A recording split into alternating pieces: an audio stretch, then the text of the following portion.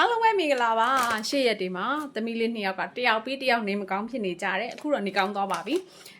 နေမကောင်းတာဆိုပေမဲ့သမီးလေးတွေကတယောက်ကိုတစ်ရက်နှစ်ရက်စီလောက်ပဲနေမကောင်းဖြစ်ကြတယ်ဟိုလိုရက်ရှည်ကြီးမဖြစ်နေတဲ့အတွက်သမီးလေးတွေကိုကျေးဇူးတင်တယ်အခုတော့အထက်ကသမီးလေးတွေလည်းနေကောင်းသွားပြီထက်လည်းတင်တန်းတွေတက်ပြီးသွားပြီအဲ့တော့အားလုံးကိုပြန်ပြီးဝေမျှမှုတွေပြန်လဲစတင်မှာဖြစ်ပါတယ်အဲ့တော့ဒီနေ့မှာအထက်ကထပ်တို့တွေကောင်းမှုတစ်ခုနေစဉ်ပြုဇက်တိုက်လှုပ်ဆောင်ခဲ့တယ်ရမချပဲနဲ့လှုပ်ခဲ့ကြတယ်ဒီနေ့ညမှာတော့အထက်ကဘာလေးလှုပ်စေခြင်းလဲဆိုတော့အနည်းဆုံးတရားကို9မိနစ်အနည်းဆုံးထိုင်ပေးပါဒါ9မိနစ်ဆိုတာအနည်းဆုံးเนาะတခါမှမထိုင်ဘူးတဲ့လူတွေအတွက်စိတ်တွေပြန့်လွင်နိုင်ပါတယ်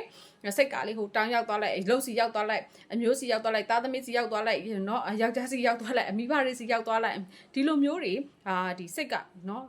ပြောင်းနိုင်ပါတယ်ဒီဟာလေးကိုတီးခံပြီးတော့မှဒီတရားထိုင်တဲ့အကျင့်ကို9မိနစ်ကနေ10မိနစ်10မိနစ်ကနေ15မိနစ်ဒီလိုမျိုးလေးလုပ်ကြည့်ကြည့်ပါအကောင်းဆုံးအချိန်ကတော့လေညအရာဝင်ကန်နေအချိန်နဲ့မနက်ခင်းအစောကြီးထတော့မနက်ခင်းအစောကြီးကိုရွေးချယ်ပါတယ်ဘာဖြစ်လို့လဲဆိုတော့မနက်ခင်းရဲ့လေဟာအရန်လက်ဆက်တယ်ထက်ကကျတော့ထက်ရဲ့အလောက်ခန်းနေအပြင်ဘက်ကလုံးဝလေဟာပြင်းကြီးဖြစ်နေတယ် universe ကိုလည်းမြင်ရတယ်အဲ့တော့ထက်ကမနက်ခင်းစောကြီးကိုတိတ်သဘောကျတယ်အဲဒါကြောင့်မလို့မနက်ခင်းစောကြီးမှာထက်လှုပ်ဖြစ်ပါတယ်9နိုင်ဝန်းကျင်ပေါ့နော်အဲ့လိုမျိုးလေးတွေမှာထက်တို့လှုပ်လို့ရတယ်ထက်လည်းဆက်ဆောက်ဆုံးထိုင်နိုင်ခြင်းမှာ15မိနစ်ကနေစထိုင်ပါတယ်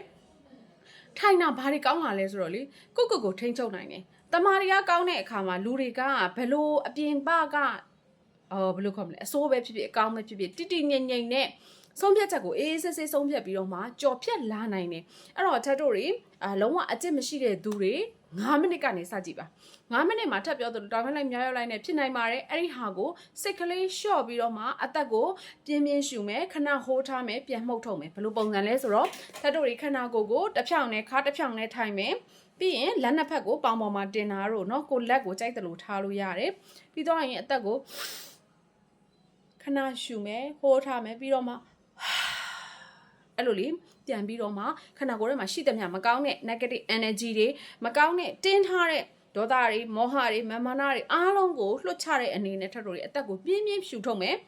ရှူသွင်းနေတဲ့အချိန်မှာလောကကြီးတွေကနေကောင်းမွန်တဲ့ထပ်တို့လိုချင်နေတဲ့အရာတွေထပ်တို့ရဲ့ဉာဏ်ပညာအလေးနန်းတွေထပ်တို့အတွက်ကျမ်းမာခြင်းချမ်းသာခြင်းတွေထပ်တို့ရဲ့စိတ်အေးချမ်းခြင်းတွေလွတ်မြောက်ခြင်းတွေအဲ့ဒီအကောင်းဆုံးသောအရာတွေ abundance energy တွေ positive energy money energy happy energy အဲ့ဒါတွေအကုန်လုံးထပ်တို့ကစက်ကြောလာကြီးတွေကနေကိုလိုချင်တဲ့အရာလေးတွေပဲတန့်စင်ရွေးထုတ်ပြီးတော့မှရှူရှိုက်လိုက်တယ်လို့သဘောထားမယ်